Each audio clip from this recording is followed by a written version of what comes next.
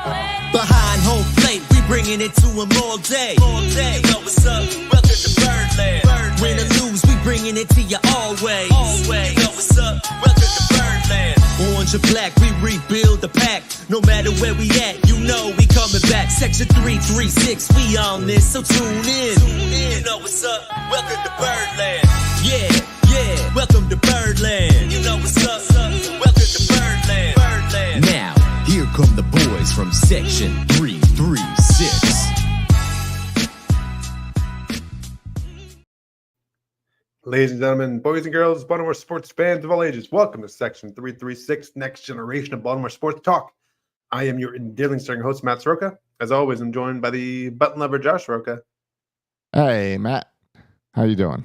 Good. Are you all aboard the Ravens bandwagon? The Ravens are fun. There's no complaining.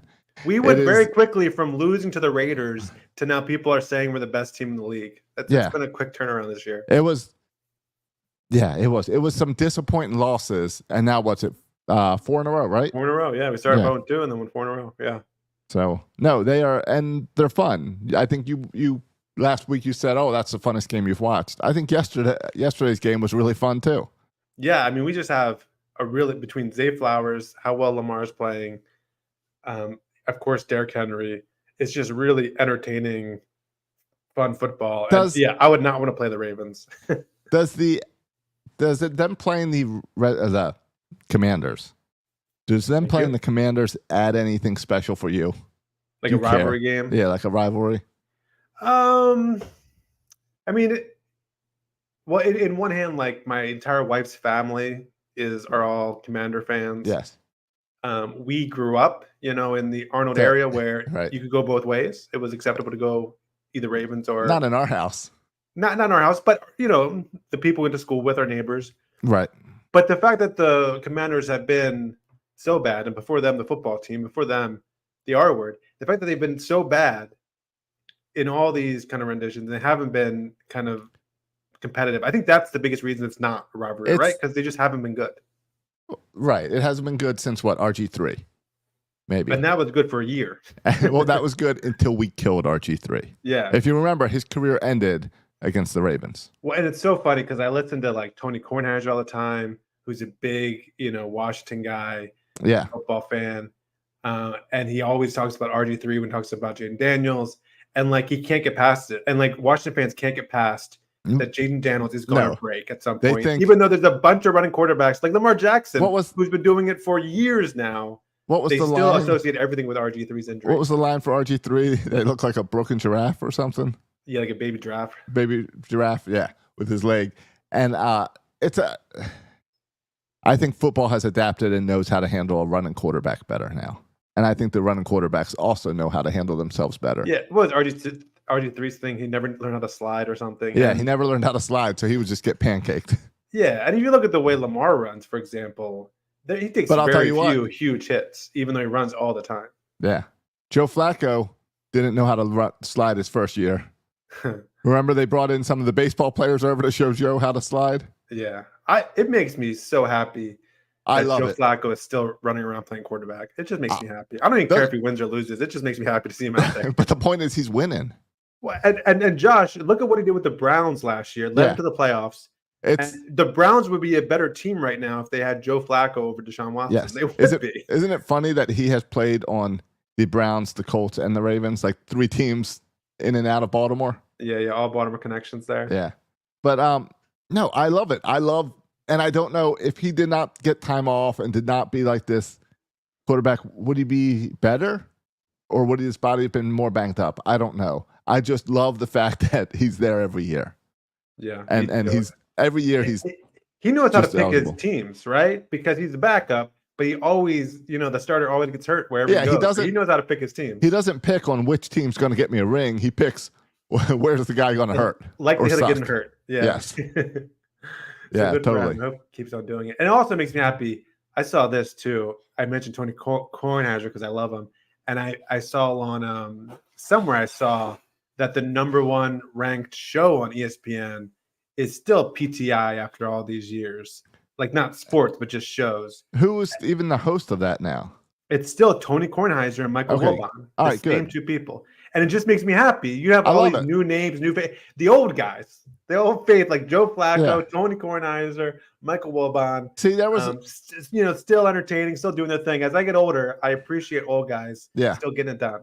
Yeah. There was a phase with, pardon my interruption, that it was like constant guest host. So I stopped watching. I fell off back then. Yeah, and Tony Kornheiser is a little bit obnoxious because he's taking this COVID thing and used it as an excuse to never go in studio again. So he's doing it from home? Yeah, he does it from his basement. He'll go in like, I don't know, once or twice a month. I know many people who are doing that where it's like, no, forget COVID. I taught you I never have to go to the office. Yeah, when you realize you can do this job, but it's better when Wilbon and him are both in person. It is. I mean, even you and I love doing this over StreamYard with you. Yeah. But it was more difficult, especially when we had a third person with Bert to be separated versus in person. Yeah, but since COVID, Josh doesn't feel comfortable leaving his house to do this in person anymore. So now we got to do it on Zoom. Nope, no leaving. No leaving the house. So, all right. So I know this is the look back at our predictions week. Yeah, I did a little homework. I went look back at some of my bold predictions. I've got mine right here in front of me. All right. I've got my notes written down. I didn't get everything wrong. I assume that what I have written down in my notes is what I said on the podcast. I went back and listened to the episode, so I can call you out. All right, so I've got a list, so we can go through that. But I'm wondering, should we start with Little League? I know you just came from a Little League game. I had a huge Little League game on Saturday I want to talk about. Do we talk Little League? Or let's talk Little Orioles? League. There's a little bit of an edge in my voice, Josh, because I just had Little League and I'm just irritated. And so there's a little edge, and maybe talking this through. Now, all right. So let's start first. Are you going as a parent on the bench? Are you an assistant coach? What's your role at this game? Yeah, this is the problem. This is, I think, my whole problem. Because I can't even put my finger on why I'm irritated, but I'm just irritated. And I think it's because I'm taking this role as not even an assistant coach, as like a parent helper, steps in when they need me, when they need a third base coach, when they need this, I'm just kind of this whatever you need guy. Yeah, but that means you don't get any say. I don't have any say. Yeah, and I don't like the way things are run. I told you. I told you I assistant coached 1 year and I hated it. Yeah, so I think I'm going to start watch from the stands. I think that'll make me feel better. Okay. I think I'm going to because we have 5 coaches, Josh, including me, 5 coaches. And the thing is, when I coach, I'm an undercoacher. I'm not yelling at them, not during game in practice, but in the game, you do your thing. I might yell at you where to throw the ball because these knuckleheads don't know where to throw the ball ever. But I'm not, Josh. Every swing, every time I batter up at every pitch, they have 4 people yelling at this kid. Keep your eye on the ball. Keep your elbow up. Do this. And it's so obnoxious. And I'm just watching it. If I'm a kid, I'm saying, guys, shut up. Yeah. It's just the amount of overcoaching. And this is every single pitch. You have 4 grown men yelling at the kid to do this, and that. And I can't handle it. You know what I yell at my kids? It literally gives me a headache hearing all these coaches yell the whole game. What I yell at my kids during their at bat is, "You've got this." I encourage them. I don't say shoulder up, elbow out, front foot. If anything, in between pitches, I'll say, "Hey, that ball was above your head that you swung at," or I'll say, "Stay in the box," because the guys will jump that are scared of the ball. If it's a little inside, they'll jump back out of the box, which is an automatic strike. So those are the 2 things. I yell, "Stay in the box," and then I'll say, "Hey, that was high." But most of the time, I'm just saying, "You got this. You can hit this guy." And it's the same defensively too. You have 4 people yelling all the time. And I tell Silas before he goes out there, we talk about ready position and think about if the ball's hit to you, where you're going with the ball. Right. But I'm telling you, after every pitch, coaches are yelling at every single player about where to go with the ball. Like at some point, you got to let these kids figure it out on their own. Yeah, you shouldn't need to tell every player where to go with the ball every single time. So that's part of what's irritating. I do a little of that. Because you need to do a little as a coach, but it's just me doing I think it's simple. Hey, guys, just think about if the ball comes to you, what are you doing with the ball? Well, that's what I yell. I yell, "Guys, how many outs? Where's the out? Where's the out?" And I will remind the pitcher, man on third. and stuff like that. Yeah, but again, this is not one coach. This is four. I don't know if you got yeah, four people and I think the difference is 4 people yelling. My assistant coach will once in a while, but generally I take care of it all the yelling. So it's one voice. Yeah. And the other thing that irritates me, and this is, I think, just combined with the overcoaching, is, these players stink. They're just, I can't stand it anymore, Josh. Yes. A ball is hit into the outfield. It's a guaranteed home run because old boy's going to chase it and then hold it for 2 minutes and then throw it to second base or first base while the runner is rounding second. Then he's going to chase over his head. It's just people not knowing where to throw the ball and not being able to catch a ball. Yeah. And throw a ball. I'm irritated with it. Like, and I know, and there's 7 and 8. Like, who cares? They're not supposed to catch and throw it yet, but it still irritates me. Totally. I get it because I get the same thing with my team of 10 and 11-year-olds. Is I get irritated at their mistakes, and then I'll talk to them after the game about their mistakes. And then we had a practice on Sunday, and like our biggest deal is when we have base runners on, we never know where to throw the ball, right? Our thing is, it's silly. And like in practice, we don't ever work on like the actual things, like situational base runner baseball. We just do like infield ground balls, and he rotates everybody around, and we do that for like an hour. What are we doing? It's just, it's just all this is just adding up to be frustrating. I think I told you one of my last practices I did, the entire 90 minutes was all on base running. Yeah. Because it was important at this age. Yeah, and this is what you have at, you know this, Josh, a 7-8U, and it's just fun. I don't care. But you have managers, third base coaches who, again, just wave people around.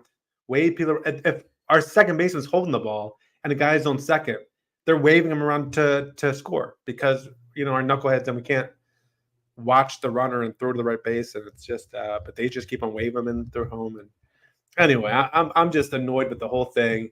And maybe I should have played soccer in the fall. Maybe this is my fault. Too much little league, too much baseball. I need a break. I should have done soccer or something. No, it is. But Styles is still having a lot of fun. Right. So that's the important part. But he's getting better, and that's what matters.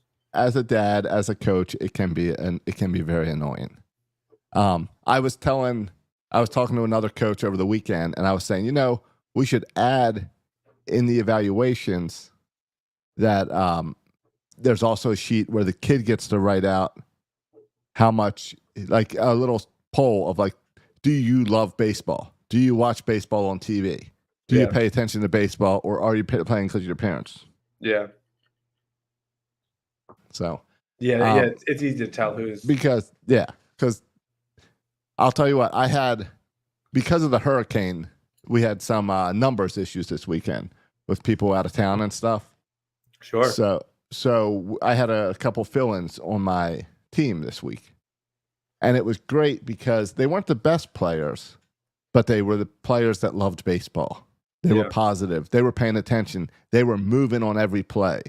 Yeah. They were hustling on the base paths. And it's like, you don't need to be the best. But to have that, I'll take that 10 times out of 10 because their positive attitude kind of worked on everyone. Yeah, and I'm turning into you a little bit, Josh, where I'm like, I get annoyed with the score too. Like, stop. They become obsessed, and parents specifically become obsessed with the score. I'm like, I'm to the point where I'm like you. Like, I'm like, let's just have fun. Let's even get rid of the score. Can we do that? Can we just get rid of the score for fall ball 7 At that age, I can see that. All right, so I got to share about my game because this was my second game against the Yankees. Yes, and if you remember, the Yankees were my first game of the season. The Yankees were the team that I started yelling about sportsmanship across the field and then started booing the other team. And your parents joined with you. Yeah, and this boo. Right, exactly. So boo solidarity. So I wasn't looking forward to playing them, especially being down people where it was like, well, with fill-ins, I was going to have just enough to play. Right. So we got out there, and I put my pitcher on the mound, and he's mad that he's starting this game. He's like, I don't like to start. And I said, I have no other choice. You're one of our pitchers. What kind of pitcher doesn't like to start? People are gone. He's like, I like to pitch second. I said, well, I need you to start. So anyway, he starts. He's struggling. He then gets cleated at home plate, where a guy slides into home plate. Okay. Now, here's the problem I have. It's the first inning. It's the first inning. I don't really have any other pitchers on my team. My other pitchers, two of my other pitchers were away, and then I have another pitcher, but he's the catcher, and the backup catcher was also away. So I was kind of stuck. So I had this dream for little leaguers like me who played third base and never got to pitch. This is my dream scenario where I'm raising my hand saying, Coach, we got nobody else. Put me in. So this kid's been asking me to pitch all season. Yeah. I take him over to the bullpen. I took him to the bullpen pregame, and I said, all right, let me see what you throw. And he could throw it far enough to the plate, but he had no accuracy. Right. So I was like, all right. So then when this guy got hurt, I was like, all right, it's the Yankees anyway. We're going to get blown out. It doesn't matter. Let's throw him out there. Yeah. This kid can pitch. Oh, really? His mom came up to me after the game and said, for 3 years, he's been asking his coaches if he could try pitching, and no one's ever given him a chance. He is sort of the best pitcher on my team. Really? He pitched. Like just the accuracy was there, the velocity was there. He pitched 2.5 innings. I think it was 2 1/3 was the actual final stat. The accuracy was there. The speed was there. He had the motion. He knew to pause to not get a balk. And here's my favorite thing. What did the Yankees do to me nonstop? First game. Kept stealing. You know what this kid did? He kept doing pickoff attempts. Almost every batter, he would throw it to first or third base and try to get the pickoff, which meant they weren't stealing and their leads were like 2 inches. Yeah, they were taking tiny leads. Ready. Yeah. So ready for a shot. Yeah. So I am just shocked. I'm telling him, we're not getting the guys out at first or third, but we're keeping them tight because of it. And sometimes we're overthrowing it and then they score, but that's what we do. That's mistakes. That's this age. But I am just thrilled that finally I have a pitcher who's trying to do pickoff attempts. And he didn't walk many people. He pitched really well. He got some strikeouts. He did great. Nice. And then you guys still got whooped, but that's a good story. No, he did great. And here's the other thing. I gave a big speech to my kids before the game. And I said, guys, remember how this is. I said, we're just going to have fun. We're not going to win this game. They're going to blow us out. We're going to have fun. Remember how much they ran on you guys last time? And they're like, yeah. I said, we're running more. Whatever they did last time, we're running even more. So I said, I want you guys taking leads and run as soon as the pitcher moves. Every single time. I don't care. So what happened is we stole a lot of bases. We got them to do pickoff attempts and score because of bad throws. Yep. And the second to last inning, we tied it up 9-9. Oh, wow. And we caught up with them. Nice. And then we ended up losing the game 10-13, I believe was the final. Yeah. But we were in the game the entire time. We had a stupid base running mistake that ended up probably costing us at the end, where because I've been making my kids so aggressive running the bases that suddenly we had the bases loaded and the guy and the base person on first base tried to steal second. Oh, awkward. So that caused a problem. That cost us. But I don't care. It was the best I've seen my team play. I've been bugging them all season to run on these plays. They were doing it. Bugging them all season to make pickoff attempts. They were doing it. It was my favorite game to coach as a team. And the players were fired up because this team beat us 0-19 and we're in it the entire game. Yeah, that's awesome. And cherry on top, I was irritating the other manager. Oh, with all the running? With all the running. So he kept yelling at his players. And then here's the deal. What was it? He went, all right, he did 2 moves where he went to the umpire and he tried to say that my pitcher couldn't pitch because I put a kid in from that wasn't on my team. Okay, one of your fill-ins, yeah. Yeah, but I checked all the rules. He's allowed to pitch. There's no position as long as he's in the Jolton Creek system, which is where we play.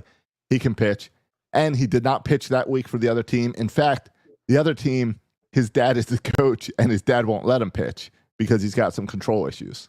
But I brought him in, and he did fine. He did fine, and his dad was excited to watch him pitch, and So the guy complained to the umpire. Yeah, umpire but that tells said, you all you need to know about that guy. Seeing someone pitch and go to the umpire to whine about it. Yeah. Oh, and this is before I even see him pitch. He just assumes. Yeah. And so he doesn't know if he's good or not. So umpire says, no, there's no rule about that. Like, it's fine.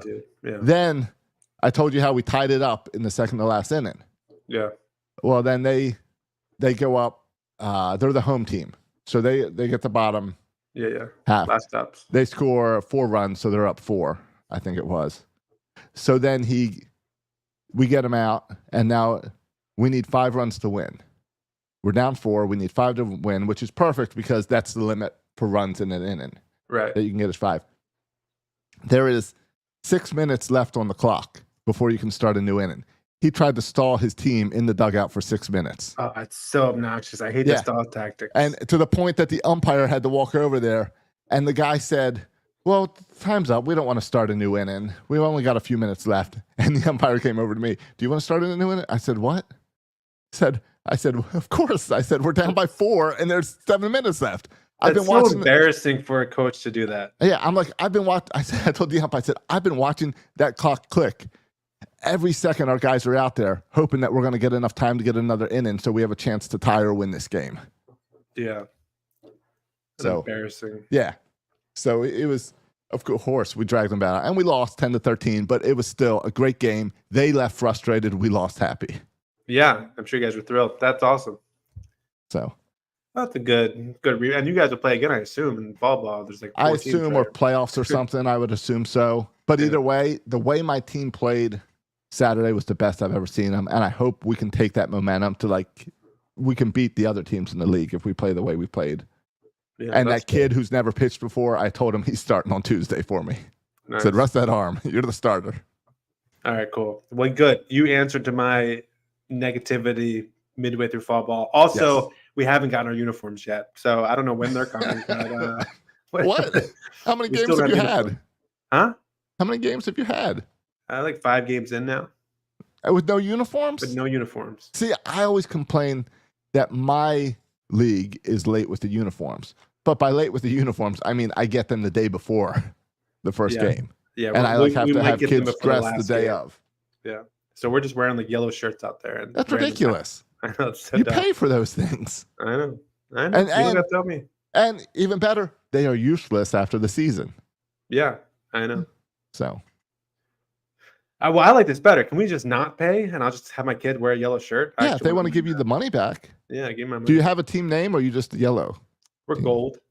Gold? Okay. Yeah. So you don't have a team name. It's just gold. Yeah, we're just team gold. Then yes, they should not give you uniforms then at this point. Yeah. All right. You ready to get some bold predictions? Recap? Yeah, why not? Let's see. Do I have my button here? Maybe. I do not have bold predictions somehow. So we're just going to have to do it without the sound effect. Bold time now for bold predictions. Does that help? Yeah, thank you. We'll start with, I think we mentioned this before, records. I had the Orioles at 100 wins, Josh. They ended up with 90. And we both had them win the AL East. And I had them with a record of 98 wins. Yeah, and they ended up with 91 wins. And in second place. I think 7 wins, I can blame on the injuries. Okay, fine. And yes, I had my AL East makes no sense to how life actually was. I had it pretty good outside of the Orioles. Well, I didn't expect the Red Sox to be as good as they were. Yep, I had Red Sox at the bottom, and I had Blue Jays second. Yeah, I think I had Blue Jays near the bottom too. I was not impressed with the Blue Jays. And then, but the Yankees, I think, outperformed, I think, what a lot of people thought. I think so too. They did. So, good for the Yankees, I guess. Go Guardians. Yeah, go Guardians, exactly. Moving on, one of my bold predictions was 2 pitchers in the top 5 of Cy Young. I had a lot of these top 5 things. Yeah. And I got 1 out of, I mean, they haven't announced any Cy Young stuff, right? They haven't announced any awards. No, but we're not, but no. But we'll have 1 pitcher in the Cy Young top 5. In the conversation? Yes, at top 5. And I think definitely Corbin Burns will finish top 5 in Cy Young. Yeah. Right? Yeah. Definitely. I also had Grayson Rodriguez to finish top 5. That won't happen. I'll blame it. I'll do a Josh and just blame the injury. Okay. I had Craig Kimbrell to have a huge season, and he will get 33 saves, which is the most saves he's gotten since 2018. Wow. Now, that's Kimbrell, a big swing and a miss. That's a huge swing and a miss. Do you know how many saves Kimbrell actually got? Maybe 13. No, 23. Oh, 23. So okay. acceptable, but we put him in 57 games. Yeah. So if you do the math, 57 games, 23 saves, doesn't really line up. I mean, by any measure, he had a disappointing year. And this is it for him. Like I can't imagine he's going to find a home after this. No, I think Dirty Craig is gone. Yeah. Done. Did you know that was his nickname? I didn't know that. Me either, but it's on MLB.com. First time. And then I also had top 2 players in the top 5 for MVP, Adley and Gunnar. I think Gunnar will be top 5 for MVP. I think I had Gunnar and MVP. I had him as the MVP. He won't get that because Judge is ridiculous. I think Judge and Witt and Gunnar, is he 3? Yeah, I think so. And then Adley clearly is not. He's not top 50. No, he might be top 500. He might be biggest disappointment. Yeah, true. True. I had Gunnar as an MVP. I also had Gunnar as the MVO. I assume you had that as well. Yeah, I don't remember who I said for MVO, but if I said Gunnar is top 5 for MVP, I probably had him for MVO. So we got something right. Yep, exactly. I had that 25 or more home runs will be hit by Gunnar Henderson, who ended up hitting 37. Adley Rutschman, who, what did he have?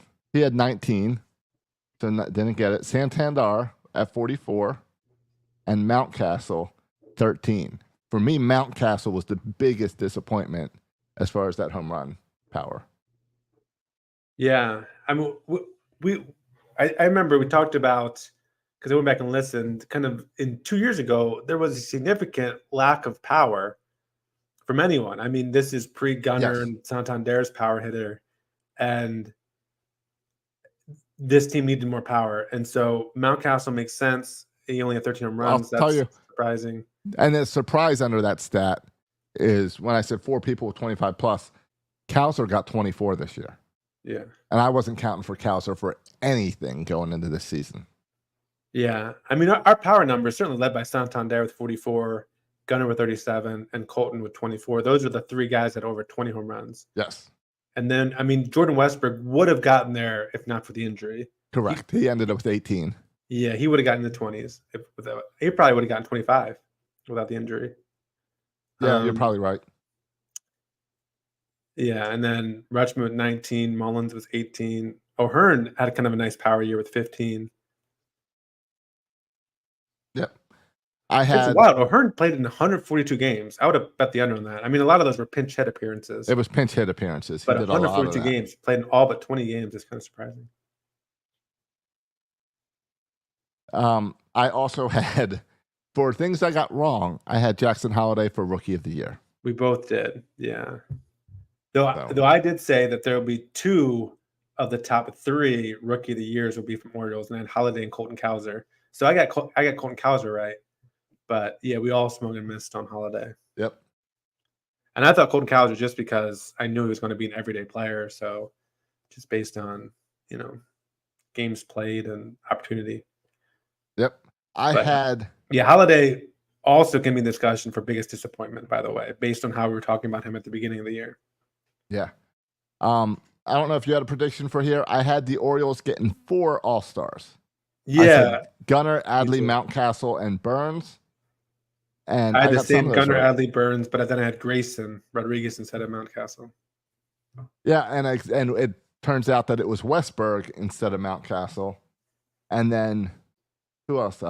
Santander.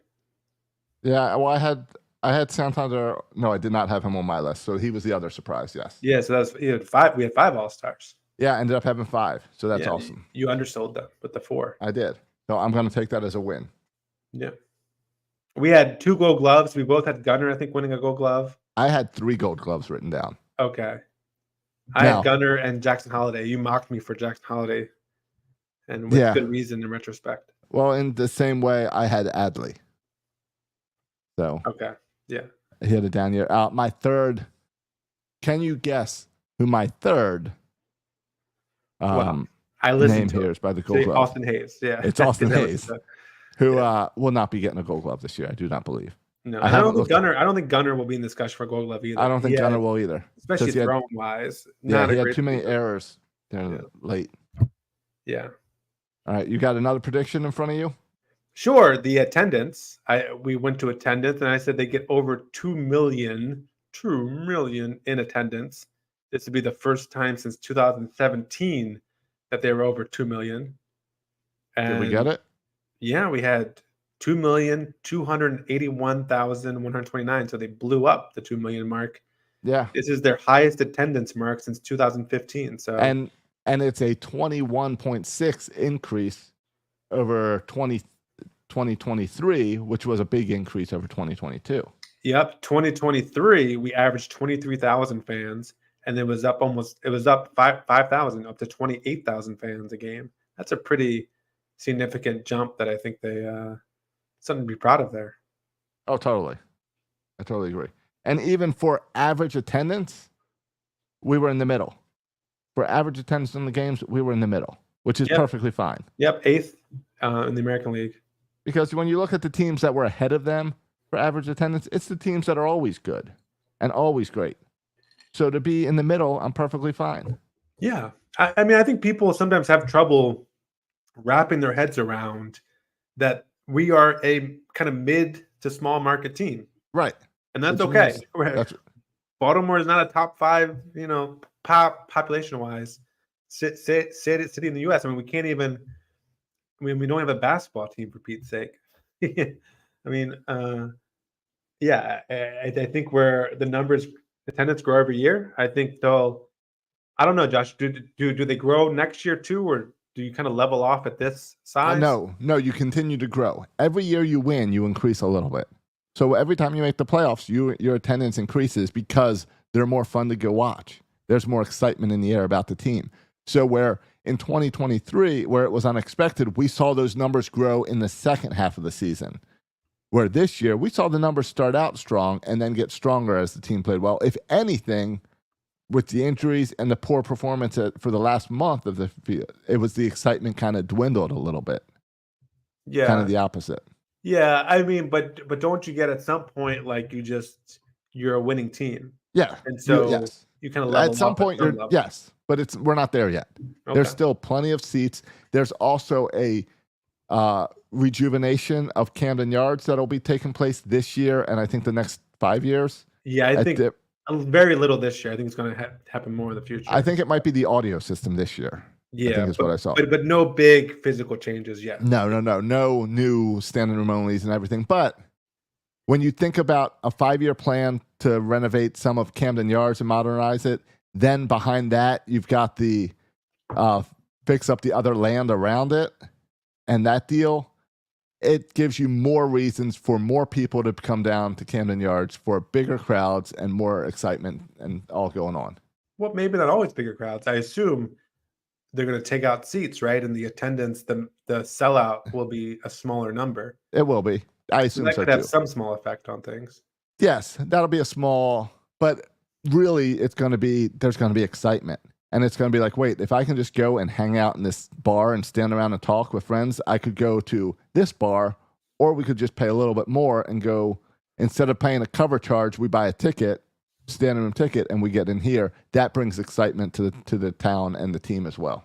Yeah, no, I agree with you. I think it's good. There's a, what's the guy? Steve Ballmer. Do you know who he is? Yeah, he is the owner of the Clippers, I believe. Yeah, right? Clippers. He is the richest owner. He was on 60 Minutes yesterday, and I don't watch 60 Minutes, but I saw some clips of it today.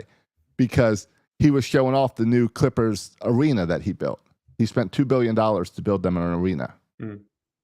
And part of his thing was he wanted no lines anywhere because people don't come to stand in lines. He says the thing that irritates him all the time are lines for bathrooms. He says people are here to watch basketball. And the longer I can keep people in their seats watching the game, the louder they'll be. And the louder they'll be, the more it'll hype up my team. And nice. Is he doing the urinals at the seat? I always thought they should do that. Right. The little hose pulls out. Yeah. No, but he's saying that he thinks that if you get the louder crowd, you hype up that team. And though he can't guarantee they're going to win because of the louder crowd, he believes it helps them. So he has put in, for one, he's got little light sensors on every cup holder in the arena. So if people aren't in there, the little lights flash and it still looks like it's a full crowd. And then he has little sound sensors at each seat so that they can do let's see who can scream the loudest. And then the computer will tell them what seat number in the arena is the loudest and give them a prize. This Steve Ballmer sounds like a computer guy. He's a Microsoft guy. Yeah. So, but his whole thing is, I want the crowd into the game. I want this place packed. And I think the more stuff you do with baseball's a slower sport, but the more you get the crowd involved with other things where it's like, I can hang out at this bar, watch the game, and then I get excited because of what's going on in the field as well. Hey, you had me at fewer lines. You had me at fewer lines, waiting in fewer lines. I'll just I didn't see that part. He said that how he rethought the urinal because of shorter lines, but then it cut off. So I haven't seen that highlight yet. I don't know what he did. What does that look like? Right. I don't know. Maybe going to trough. I think. I was going to say maybe it's like Memorial Stadium and it's just a shared trough. Yeah. There's no line if there's no limit. Yeah. So. All right, so we're still optimistic about attendance. That 2 million number. Yeah. Attendance will continue to go up. But of course, we're still buying that. Where's my Jim Cramer? Buy. Yeah, and trust me, everyone will try to downplay it. I don't know why. For local reporters, they love to downplay attendance. They love to make it a big deal that the left field is up. It's not just that they downplay it. I wish they would downplay it. It's the opposite. They emphasize it. And they emphasize it in a negative way instead of they just find a way to put a negative spin on it for no reason. Every single May, you can read the same article about how people are scared to go to Baltimore City. There's crime. Schools are in session. Now you hear something about traffic too, which the traffic stuff is legit. But traffic. Yeah. Oh, Key Bridge is down. No one's going to drive into the city anymore. The weather is unpredictable. Who knows? Parking. Inflation. Things are costing more. You're going to have an article written every May about attendance, trying to make it a big deal. We are the only stadium built in a city that has any of these issues. Yeah. Guess how many stadiums did not have sellouts for their wildcard games? Every single one. Yeah. Every single one. Didn't see that talked about. The wildcard, yeah. Yeah. Saw everyone talk about how, Guess how many tickets we sold for the ALCS? 0. Yeah. So getting a few more seats in there on postseason will help those attendance numbers go up as well. Yeah. But overall, I mean, the attendance picture is, I don't know how you can spin this as anything but positive. Just look at the numbers, where it's trending. And every year, since kind of Michael Elias got here, it's gone up and up and up and up. And every year from 2019, it's been like a steady move up since Elias got here every single year outside the COVID year when we had 0 fans for 1 year. Right. Which is interesting because it might have even been during the COVID year, we were having discussions of, hey, are baseball stadiums too big? Like, people don't want to go to games. Should they start to downsize stadiums because of the technology at home? But I think you're going to see a slight downsize, but you would put a winning product on that. You make an event that people want to be at and they'll show up. Yeah. Josh, when this stadium opened, we were selling out every single, game. Yes. I mean, we were in 1997. So is there any chance the Nationals could leave? Because the Nationals took a bunch of, especially the corporate money, from the Orioles ticket sellers. Yeah, there's no chance. They're not going anywhere. Do you think? All right. Do you think it's any telling? I know we're on a long tangent now. Yeah, because I was going to ask you if we could get over the 3 million mark, a mark we haven't touched since 2001. Is the 3 million mark? Is that if we win the World Series, we'll hit it. If we win a World Series, we'll hit it. Yes. Yeah, I don't know. Do those attendance figures? I assume it's just regular season. It's probably just regular season. Yeah, but if we hit, we'll get close to that. Okay. But the Orioles, the Orioles announced coaching changes and all, and that's interesting. But I want to ask you, because we're talking about the stadium and seating, they also they announced coaching is interesting. No one is more excited about coaching changes than Josh Stroker here, who's been on the Buck Britton conspiracy Buck Britton train for years now. You know, Josh was sending there's an opening right when a coaching change was made in the dugout. I'm just saying, as I've been requesting, we want him as the bench coach, and now there's an opening. That's all I got to say about. And we fired all the hitting coaches because hitting sucks. Well, Great. I thought we just fired one hitting coach, right? We just fired Ryan Fuller. Did we get the other hitting coach? No, he got another job. Oh, he did. So now he we left. don't have any hitting coaches. He left on his own. Okay. But I saw this past week that another guy who has left the Orioles is the guy who apparently was fundamental with bringing the T. Rowe Price sale into Camden Yards.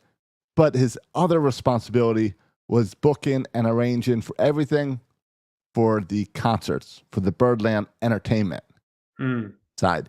Do you think that's a sign that maybe we're not going to deal with the music thing? Maybe we can focus on being a baseball town.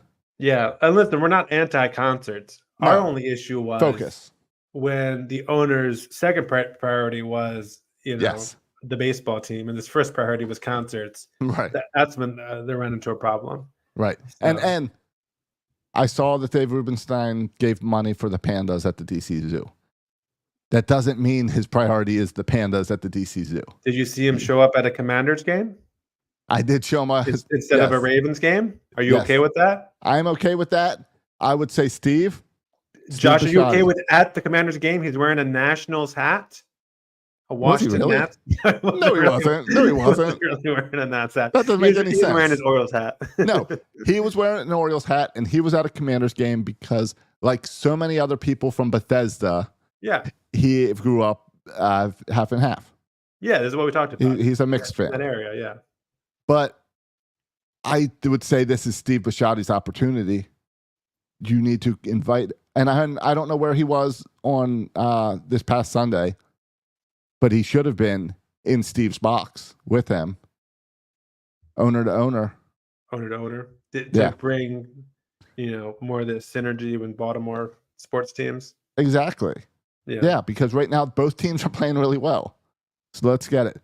And Pigtown Sports is saying bring Ryan Flaherty home, I'm guessing as a hitting coach. Yeah, or bench coach. No, Buck's going to be bench coach. Okay, I know. I don't want to step on your toes. But I don't have a problem. I love Ryan Flaherty. I have no problem bringing him back. I'm sure he got good experience in San Diego. Yeah. All right. If you want to bring back Jack Flaherty at the same time, I'm good with that too. Yeah.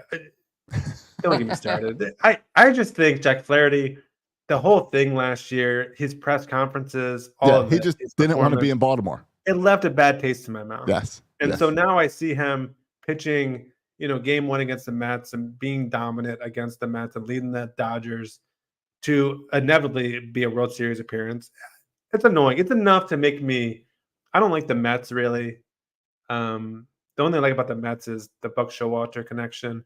Yeah, but he's not there anymore. Years ago, and he's not there anymore, so it shouldn't mean anything to me. I also kind of like Pete Alonso and his swag and the home run derby stuff. The Mets I don't have a problem with the Mets. Yeah, except for the New York. But yeah, I'm just glad they're not. I just don't want the Dodgers. Well, I know, and I don't want the Dodgers, and I love Ohtani like everybody does. But just because I love Ohtani doesn't mean I want to see them in a World Series. No. But either way, Josh, the idea of a Dodgers Yankees World Series makes me sick, and the idea of a Subway Series Mets and Yankees that makes me sick too. So we just need to make sure the Subway Series does not make me as sick because I can still laugh at Major League Baseball because they want big TV markets.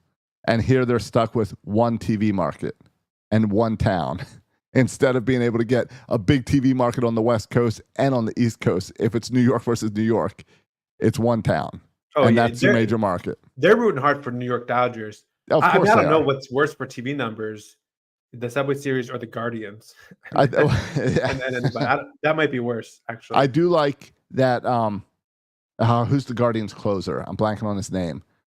But I saw he is coming out to Wild Thing. Okay. Like Major League. Yeah. And I enjoy that. So I will be rooting for the Guardians. Well, yeah, I will too, just because the Yankees. No, I hate to root for the Guardians because it's a stupid name, and they should be the Indians. Okay. I think Guardians kind of a little bit cool. It's better than Commanders. Definitely better than Commanders. Football team was better than Commanders. Oh, a lot better. The football team was good. Josh, the final teams, and we're going to get back to our bowl predictions, but just while we're on it, the 3 of the final 4 teams are like the top payroll teams in baseball, right? The Mets, Dodgers, Yankees. Are we? I mean, and even last year, the Rangers went out and spent a bunch of money in free agents in free agency. It seems to me like the writing's kind of on the wall that the homegrown thing is cool and good, and we're all about it. But you got to spend some money here. I don't buy it completely. You don't buy it? Okay. No, because you had Detroit and Kansas City, and that did not. You got Philly, didn't spend a whole lot of money. You got these teams that were in the division series and made it that far without spending much money. And I really feel with baseball, it's who gets hot at the right time for those playoffs. So I don't think the Yankees got hot because they spent a lot of money. Really? Even if it's not something to like, and the Phillies, don't get me started, the Phillies are one of the top teams in spending money. I mean, they got Bryce Harper and Turner. They spend a ton of money. Yeah, I guess so. But you don't think there's something about bringing in kind of veterans, established stars? I think we have seen it with the Mets. You have obviously like Ohtani, Mookie Betts, like bringing in these high paid. I mean, the Yankees, of course, have. I think we have seen it. Paid guys. We have seen it fail as much as we've seen it succeed. Is what I would say. That I would say it works as long as you also have the homegrown talent. You got to have both. Okay, Josh, I'm just saying, if you look at the bottom 5 teams in payroll, Oakland, Pittsburgh, Tampa Bay, Miami, and you look at the top teams, Mets, Yankees, Houston, Phillies, Dodgers, which year would you rather be part of? I hear you. Okay. And I think the Orioles payroll will go up this year. What? It has to through arbitration. Yeah, but it'll go up through free agent signing. Whether that's Corbin, I really do believe we sign Corbin Burns. Okay. I know you don't. You won't buy it until you won't believe it till you see it happen. Yeah, I think I would put the percentage chance. I don't think it's impossible. I would put it at maybe 5% chance. All right, let's come up with a bet. Okay. We'll come up with a bet. I'll say we sign him. Okay, I'll give you some really good odds on that. We're talking like plus 800 for you, Josh. All right, let's think that out, and we'll set a deadline. Other bowl prediction. This is stupid. I had some stupid stuff. This is stupid. I said someone will hit the warehouse. I was thinking maybe Gunner. I was thinking all our big lefty bats. You know, Gunner, switch hitting Rutschman and Santander. Well, you thought Kjerstad would get it. It was Kjerstad. You got a little too excited about Kjerstad. In terms of home run totals, I think Kjerstad would be the most disappointing. How many home runs did he have this year? He had like 3 home runs this year. He might have been the most disappointing in terms of what I would expect in terms of home run power, but he just didn't get a chance to play every day. Playing time. Yeah. But yeah, no one even came really close to the warehouse. Even though we did hit a bunch more home runs this year. And then I also said there'll be a got 4, by the way. Okay, 4. Can't wait for my bowl prediction for him next year. And you know how many, 0 to that number. You know how many McKenna got? 7. No, I mean just 2. Oh, he just got 2. Oh, McKenna. I thought I said McCann. No, McKenna. I think McCann. But I forgot McKenna was on this team. I forgot for a second that McKenna was even Oriole this year. Yeah, I know. Thank you for the reminder. Let's see. I said that Holiday would be up by April 26th. Okay. I believe I was kind of close on that. All right. Yeah, I mean, I assume any holiday prediction was terrible. I said that Kobe Mayo will be up in August. He was up, kind of. He didn't really play. I said all the baby birds would be here by August, either on our team or another team. Right. And that was pretty true. That you was had pretty Kyle true. Stowers and Norby over there in Miami. And what's his name with Milwaukee? Yep, Ortiz with Milwaukee. Yeah. I had a Braves Orioles World Series. Okay. That is my only bold prediction that I also put money down on, and that did not work out. In either respect. No. Nope. I had Orioles. I forget who I said for who were playing. Oh, I also had Kerstead up in June. I don't remember. I don't remember when he was up and down and up and down. I remember it took longer than I thought for him to get caught up the first time.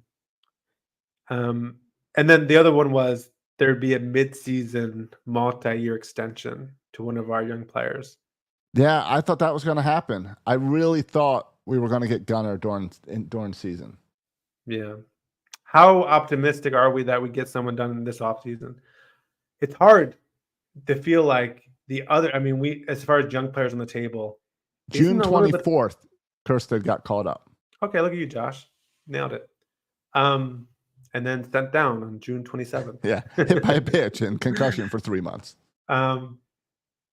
It feels, because at the beginning of the season, we were talking this conversation in terms of extensions.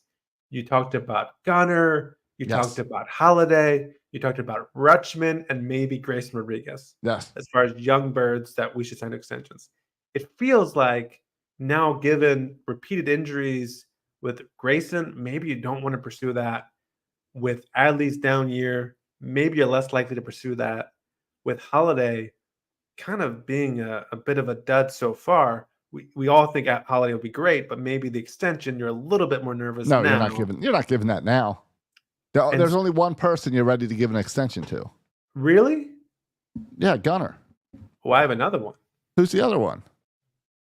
Well, we weren't talking about him at the beginning of the year. I don't think he was even mentioned on our show at the beginning of the year. Cowser?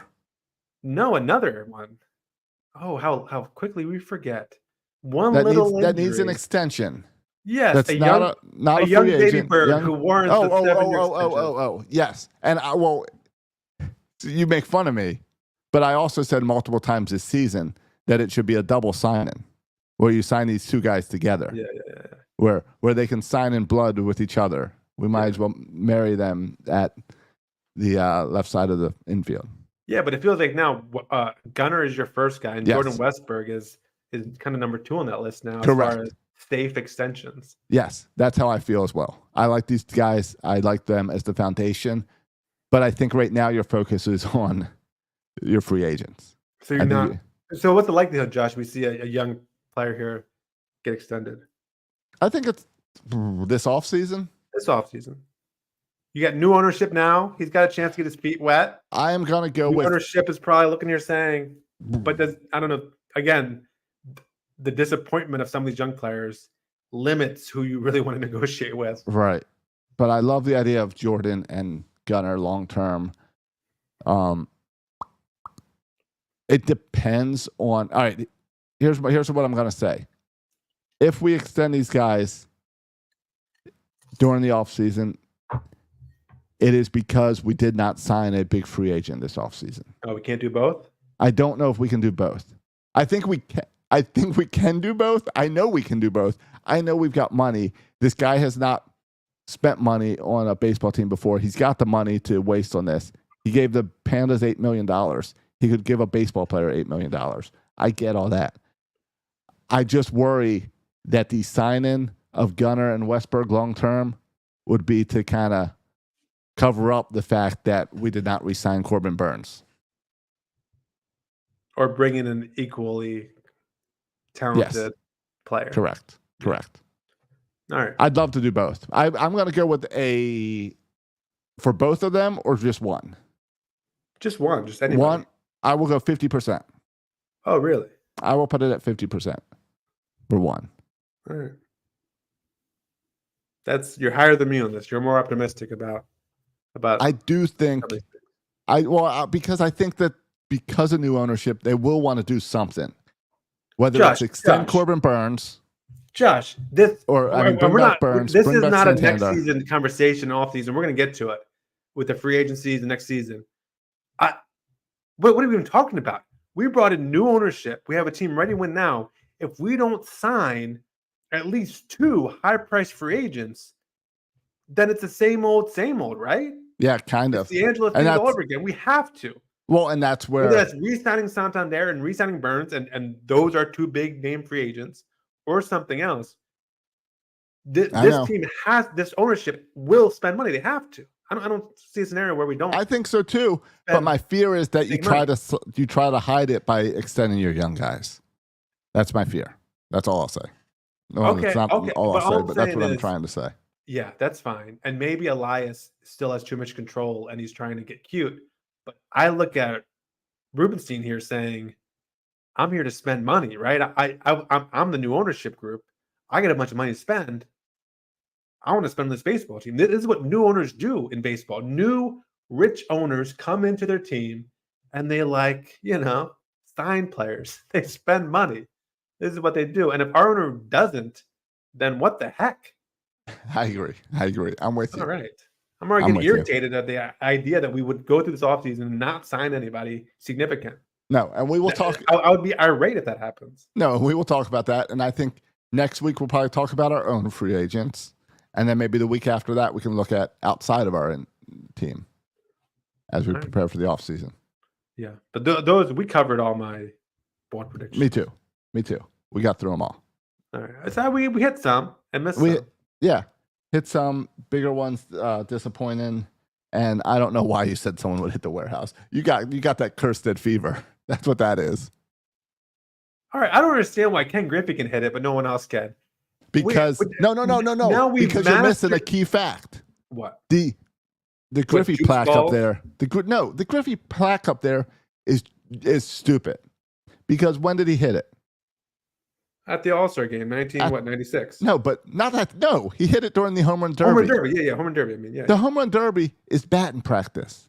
Right. It's soft toss. Right. You ever seen someone hit the warehouse at batting practice? They do. I hear the Orioles talk about it all the time. Oh, really? Yeah. I mean, multiple players have hit it during. Chris Davis hit it during batting practice. I believe Kerstead hit it during batting practice. Adley hit it during batting practice. How come they can't hit in a game? Because there's a pitcher. I know, but don't they groove some every now and then? No, I don't think so. What about when a position player comes in and throws? Yeah, I don't think that happens that often. I mean, don't you think, Josh, we are starting to master this thing in terms of launch angle? Stas had fall break. He went to baseball camp for one day during fall break, and they had a competition where they measured everyone's exit velocity on their swing. 7-year-olds measuring their exit velocity. Had a contest who could have the highest exit velocity. And so we have all this data in terms of launch angle, exit velocity. We're kind of being as efficient with our swings. They're even measuring swing speed, and we can't figure out a way to hit the warehouse. I got to believe one day we're going to hit it, Josh. I got to believe. I believe one day one player on this team is going to hit that warehouse. Brady Anderson says that he hit it during batting practice. Yeah. Is that the most reliable source? No, that sounds like someone. Doesn't come across to me as reliable source. No, and then I see an article I was trying to look up, and it says, who hit the warehouse? Ken Griffey Jr., obviously. And then it says, other players. Several players have reportedly hit the wall during batting practice. But it doesn't tell me who. Yeah, I've never seen it. So next time we talk to a player, we'll ask him about it. But no, that's a good player question. Is have you hit it during batting practice? Or who has? Yeah. Right. We'll get there. I that's got to be your bold prediction next year too. It's going to be. We're going to do it. We're going to break this thing. I just can't believe that Ken Griffey can do it, but no one else can. No, we're gonna. And I know whatever batting practice, fine, but in a game. You're telling me a pitcher doesn't groove the ball down the middle every now and then, and a guy just gets a hold of it? I don't know. I now have a goal of getting someone to get Kerstead on here for me, so you can talk to Kerstead about hitting the warehouse. Yeah, that's not my talk goal. All day to Kerstead about his power swing, and why the Orioles won't play him more. But Well, I think Anthony Santander is why they don't play him more. Yeah. So that's going to be. So he's Kersted's watching that free agencies very carefully. Kind of like a lot of the Orioles were during trade deadline. Yeah. Is Hayes going to go? Is Cedric going to go? Well, Hayes wasn't even on the radar to go. I didn't think so. Out of left field. You see what I did there? Out of left field. I am following. He plays left field. I'm following. And also it's a saying. Yeah. So you're saying you want Santander out of right field? Yeah. Well, if Kersted's a replacement, if I get in writing a guarantee that Kersted will play at least 100 games in right field. Well, and get more than 4 home runs. Well, if he plays 100 games in right field, he might have 400 home runs, Josh. Okay. Of course. I forgot. Just wait for that bold prediction. The warehouse does have bulletproof glass in those windows because they thought it was going to get hit all the time. Baltimore's dangerous? Oh, no. Oh, okay. Yeah, no. I mean, it pays off being in the city, but it was for baseballs. Yeah. Yeah. That didn't. Yeah, didn't turn into a thing. I mean, I remember having conversations with Randy Mulligan and all the first Orioles and who would hit it. Now I will say, first Oriole to hit it. if we did not shut down the steroid era, we'd be destroying that warehouse. I don't know. I think steroids are overrated. I don't know. With all the technology and analytics and launch angle and X velocity that we've got now, put in some steroids in there. Yeah. Maybe we should move home plate up so we can have a shot at it. Like higher? Like raise it up? No, like just further. I remember I was always impressed at the stadium how they dig down. I was always impressed how Camden Yards was dug down. Oh, it's true. We could just raise the whole field like 10 feet. Right, because ground level is Utah Street. Yes, that's where it gets tricky. So we already moved left field out. We could just raise it up a little bit. Yeah, if we raise the whole field 10 feet. Yeah, I think that's what climate change does. Is that due to climate change? I believe so. Okay. Well, it makes sense because everything's rising. Exactly. Right? The seat, right. They keep saying the seats rise, right? Yeah. They say with climate change, the seats rise. We need to keep pace with it. Man needs to keep pace. Everything needs to rise up. Good. At some point, the warehouse will be the right field wall. Yeah, exactly. All right, let's get out. Are you ready to get out of here? Yeah, I think our bases here. I think if we can't go any more further off track here. Nope. I think that's a good time to stop. Yeah. All right, it's gonna be good off season. We're just getting started here, boys and girls. Tune in every week. We're not going anywhere. We're still here for the off season. We don't take off seasons. No, we'll be right back here next Sunday. Can you record Sunday instead of Monday? Probably. I don't know my schedule. There's some stuff going on in Birdland on Monday. Really? What's going on Monday? The Ravens play. Oh, they have Monday night? Yeah, they're down here in Tampa. Oh, really? The Buccaneers? Yeah. The Buccaneers are interesting football. I believe that's Monday night. They got a good old quarterback, too. I like Baker Mayfield. Yeah. Being for the same reason. Old, this guy's garbage, and then he comes back and, he's actually pretty good. I like this kind of player. You see Brady is supposed to be approved as minority owner this week? No, minority owner of what? Of the Buccaneers? The Raiders. Where have you been? Tom Brady? Tom Brady is yes. Oh, I had no idea. I thought he was announcing football games. No, he is, but he also has a lot of restrictions. Like he can't watch the practices and he can't have like pregame access to the teams because of his stake in the Raiders. Oh, why the Raiders? Because they let him. That's what the opportunity was, I guess? Yeah, I guess so. Yeah. All right. All right. Let's get out of here as we get on more tangents. Yeah. I'm not following my Brady news, I guess. Missed that one. All right, boys and girls, thanks for listening. You can follow us on all your social media platforms. If you don't already, please do. So then when we change our record time, like to a Sunday because of Ravens, you'll know about it if you follow us on all your social media platforms. And you can watch the show because this video exists, right? It's not just audio, it's video. Correct. And you can watch it live, or you can go to our YouTube and watch the replay. Oh, you can go to YouTube. Good. You can watch it on a Tuesday afternoon. All right, perfect. There's your Tuesday afternoon plans. You're welcome. You can leave us a review on Apple Podcasts. That helps other people find out about the show. You can follow us on X. You can follow me on X at Section336. And you follow Josh on X. At Josh Soroka. Thanks for listening, boys and girls. And as always, go O's and go Ravens.